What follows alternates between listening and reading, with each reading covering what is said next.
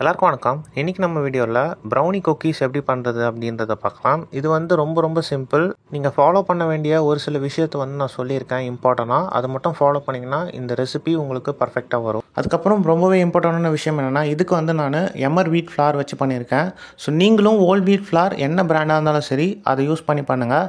But refine வீட் flower வச்சு பண்ணிங்கன்னா உங்களுக்கு இது பர்ஃபெக்டாக வராது. ஸோ நான் இப்போயே சொல்லிக்கிறேன், இந்த ரெசிப்பியில் என்ன மெஷர்மெண்ட் என்ன இன்க்ரீடியன்ட்ஸ் கொடுத்துருக்கணும் அதே நீங்கள் யூஸ் பண்ணி பண்ணிங்கன்னா உங்களுக்கு ரிசல்ட் பக்காவாக வரும்.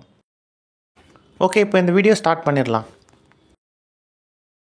ஸோ ஒவ்வொரு இன்க்ரீடியன்ஸோட மெஷர்மெண்ட் எல்லாமே நான் டிஸ்கிரிப்ஷனில் கொடுத்துருக்கேன், நீங்கள் செக் பண்ணி பார்த்துக்கோங்க. ஸோ ஃபஸ்ட்டு ஸ்டெப்பே பார்த்தீங்கன்னா, நீங்கள் இந்த மாதிரி ஒரு பாட் எடுத்துக்கோங்க. பாட்டில் லைட்டாக பாட்டமில் தண்ணி ஊற்றிக்கிட்டு பட்டர் அண்ட் சாக்லேட்டை நம்ம டபுள் பாயில் பண்ணி மெல்ட் பண்ணிக்கலாம். ஸோ இதில் வர ஸ்டெப் எல்லாமே பார்த்திங்கன்னா ரொம்ப சிம்பிள், ப்ரௌனி பண்ணுற மாதிரி தான். ஸோ இந்த மாதிரி ஒரு பக்கம் சாக்லேட்டும் பட்டரும் ஒரு லோ டெம்பரேச்சரில் கொஞ்சம் கொஞ்சமாக மெல்ட் ஆகிட்டு இருக்கட்டும். ஸோ ஒரு சைடு நம்ம ப்ரௌன் சுகர், நார்மல் சுகர், அதுக்கப்புறம் பார்த்திங்கன்னா எக்ஸை நல்லா மிக்ஸ் பண்ணி எடுத்துக்கலாம். எக்ஸை ரொம்ப பீட் பண்ணாமல் இந்த மாதிரி ஸ்லோவாக நீங்கள் மிக்ஸ் பண்ணிங்கனாலே கொஞ்சம் நேரத்தில் அது நல்லா மெல்ட் ஆகிடும், சுகரும் அந்த எக்கும். ஸோ அது நல்லா கம்ப்ளீட்டாக சுகர் நல்லா மெல்ட் ஆனதுக்கப்புறமா நீங்கள் இந்த சாக்லேட் அண்ட் பட்டர் மிக்சரில் ஆட் பண்ணி நல்லா மிக்ஸ் பண்ணிக்கோங்க. ஸோ நான் வீடியோவோட பிகினிங்லேயே சொல்லியிருப்பேன், இது நம்ம நார்மல் ரீஃபைன் ஃப்ளார் வச்சு பண்ணல. அதாவது பார்த்திங்கன்னா மைதா வச்சு பண்ணல, நம்ம ஓல்ட் வீட் ஃப்ளார் வச்சு பண்ணியிருக்கோம். ஸோ அதனால் இதோட ஸ்ட்ரக்சர் எல்லாமே பார்த்திங்கன்னா நீங்கள் வேறு ஏதாவது ஃப்ளார் யூஸ் பண்ணிங்கன்னா கண்டிப்பாக மாறும், இல்லைனா அதுக்கேற்ற மாதிரி ரிசல்ட் வரும். ஸோ அதனால் இதை நீங்கள் ஓல்ட் வீட் ஃப்ளார்லேயே யூஸ் பண்ணிக்கோங்க. ஸோ ஃபைனலாக நம்ம ஃப்ளார் ஆட் பண்ணி மிக்ஸ் பண்ணிவிட்டு இந்த மாதிரி பைப்பிங் பேக்கில் ட்ரான்ஸ்ஃபர் பண்ணிக்கலாம். ஸோ இந்த ப்ரௌனி குக்கீஸை பொறுத்த வரைக்கும் நீங்கள் பைப்பிங் பண்ண போகிறீங்க. ஸோ பைப்பிங் பண்ணி பேக் பண்ணுறப்போ நமக்கு என்ன ஆகும்னா லைட்டாக அது ஸ்ப்ரெட் ஆகும். ஸோ அதனால் இந்த மாதிரி ஸ்பாட்ச்மெண்ட் பேப்பர் யூஸ் பண்ணிக்கோங்க. யூஸ் பண்ணிவிட்டு கொஞ்சமாக ஒரு நல்ல ஒரு கேப் விட்டுட்டு, ஸோ ஒவ்வொரு பைப்பிங்க்கும் நீங்கள் இந்த பேட்டரை பைப் பண்ணிக்கோங்க. ஸோ பைப் பண்ணதுக்கப்புறமா டேரெக்டாக பேக் பண்ணிக்கலாம். இன்னொரு விஷயம் என்னென்னா, உங்களுக்கு பிடிச்ச என்ன ஃபில்லிங்ஸ் வேணால் நீங்கள் அதில் ஆட் பண்ணிக்கலாம். ஃபார் எக்ஸாம்பிளுக்கு சொல்லணுன்னா, இந்த மாதிரி பிஸ்காஃப், அதுக்கப்புறம் நட்டி ஃப்ளேவரில் இருக்க எல்லா ஸ்ப்ரெட்டுமே நீங்கள் டாப்பிங் பண்ணி கூட நீங்கள் பேக் பண்ணி இது பண்ணலாம்.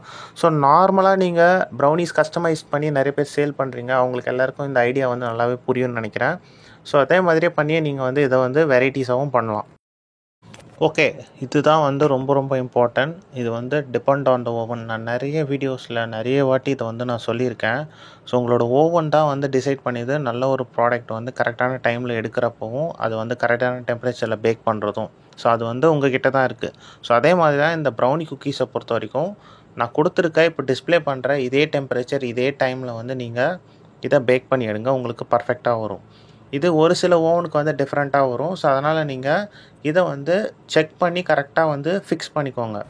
ஸோ இது வரைக்கும் நான் பண்ண வீடியோஸ்லேயே இதுதான் பார்த்திங்கன்னா ரொம்ப ஷார்ட் டைமில் முடிச்சது. ஏன்னா ஒரு சில இன்ஃபர்மேஷன் உங்களுக்கு டீட்டெயிலாக சொல்கிறதோ இல்லை தெளிவாக ஒரு பேக்கிங்கை பற்றி எக்ஸ்பிளைன் பண்ணுறதோ உங்களுக்கு அந்த மாதிரி விஷயம்லாம் ஏன்னு தெரில, மக்களுக்கு அவ்வளோவா அதில் இஷ்டம் இல்லை, பார்க்கவும் யாரும் தயாராக இல்லை. ஸோ உங்கள் எல்லாருக்குமே எது ரொம்ப பிடிக்குது அப்படின்னா, ஒரு ப்ரோவில் எடிட் பண்ணி ஒரு செகண்டுக்கு ஒரு எடிட் ஒரு விஷுவல் மாதிரி காமிச்சு, எப்படி சொல்கிறது, ஒரு நார்மலாக யதார்த்தமாக வீடியோஸ் பண்ணுறத விட ஒரு ப்ரோவில் எடிட் பண்ணி டிசையரான ஒரு வார்த்தையை சொல்லி, ஃபார் எக்ஸாம்பிள் எப்படி சொல்லணும்னா, பேக்கிங் கற்றுக்கிட்டிங்கன்னா நீங்கள் மாதம் 50,000 ரூபாயிலேருந்து 1 லட்ச ரூபா வரைக்கும் சம்பாதிக்கலாம். இப்போ ஹவுஸ் ஒய்ஃபாக இருக்கவங்க என்ன நினைப்பாங்க, ஸோ அதை பண்ணலாம் அப்படின்னு கண்டிப்பாக நினைப்பாங்க. ஸோ இந்த மாதிரி ஒரு டிசையரான ஒரு வார்த்தையை சொல்கிறதோ இல்லை எப்படி சொல்கிறது, ஆர்டிஃபிஷியலான திங்ஸை நீங்கள் நம்புறீங்க. சோஷியல் மீடியாவில் யாருமே இயல்பாக யதார்த்தமாக பேசுகிறத யாருமே நம்ப மாட்டேறீங்க. இது ரியாலிட்டி நான் சொல்கிறது. ஸோ இந்த மாதிரி திங்ஸ் தான் வேணும் அப்படின்னா, ஸோ நானும் அதை பண்ணுறதுக்கு எனக்கு அது ரொம்ப ஈஸியான விஷயம். எனக்குன்னு ஒரு ரெஸ்பான்சிபிலிட்டி இருக்குது. நான் இந்த அளவுக்குலாம் இறங்கி பண்ண மாட்டேன்.